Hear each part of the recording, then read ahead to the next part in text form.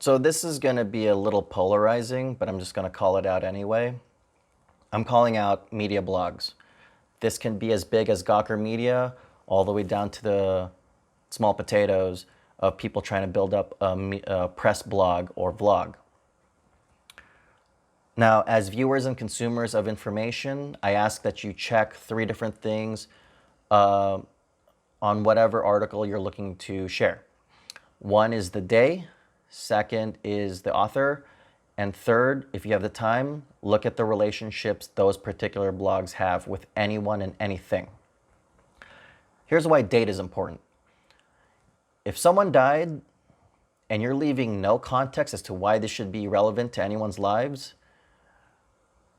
you're a culprit of spreading misinformation, not because the death may not be true, but the emotional response that we're getting is not exactly relevant.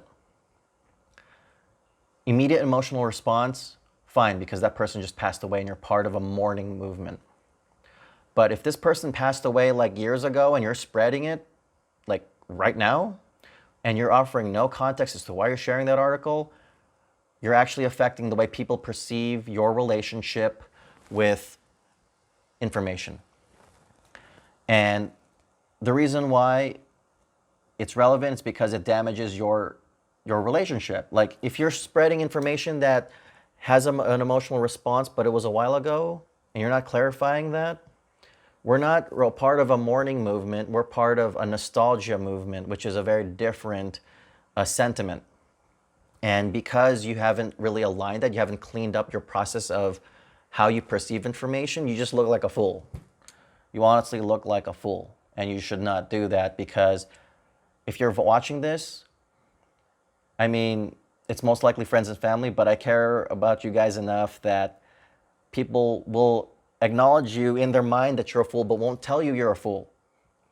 We're not a part of that mourning movement. We will care about your personal mourning, but at least tell us that. Tell us your relationship that you have with this person who passed away and you're sharing it.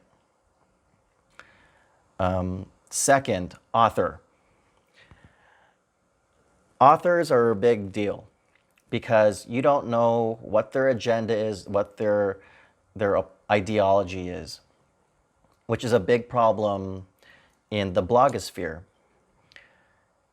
If this author doesn't have a backing or the credentials to really say what they're saying, you should really question what they're presenting to you, whether it's a science blog article, health article, or anything really. And you know, it's interesting because this kind of goes into the third one, where you have to look at the relationships of that blog with anyone and anything, because big corporations do invest in these blogs, or PR marketing companies will invest in providing some sort of resource or product for this blog to review, and they get to keep that. Blogs, you know, the writers, they get to keep the products that they end up reviewing oftentimes, more so than not. And that is a way to pay them for the effort and the work, because this is free marketing for a lot of companies. And you have to look at that writing that this person is doing regarding the product that they're provided. Because if they're small and they're starting up, they wanted to develop a personality or identity that may be in favor of the PR or marketing firm that supplied them with the product. And it may not be as objective or beneficial to your needs and values as you may think.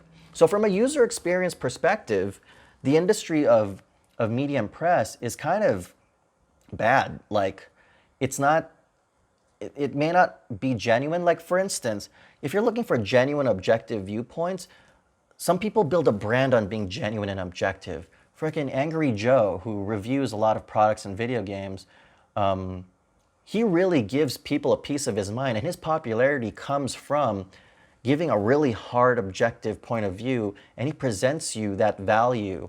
And whether or not you share that value, it's up to you, but some people build a brand on integrity. Another person that builds a brand on integrity is YongYea. He will be as objective as possible. I don't know if he really reviews anything, but he covers news, and you know, politics and goings on in the video gaming sphere. And his reputation, his popularity is based on his journalistic integrity, which is amazing. I mean, I watch him myself. But if you're like if you look at mid-tier to lower tier blogs, be very careful of the ideologies and the politics and the relationships that they have, because some people may just want to look good to the PR and marketing company so they could keep getting free stuff. But it may not necessarily be to your best interest. So that's really all I wanted to talk about. I want you to always be mindful of the date so you don't look like a fool, unless you're providing context as to why you care about that, and therefore we can rally around you. Two, look at the author, look at their ideologies and their agenda, if they have one, or if they have the credential or the qualifications to even talk about the subject that you're sharing. And three, look at the relationship that that blog has with anything and everything, because that will influence what you're reading. So that aside, for Hourglass, this is JB. I will catch you guys later, and hopefully something more fun than, no, actually all my topics tend to be serious one way or another. So anyways, I'll catch you guys later.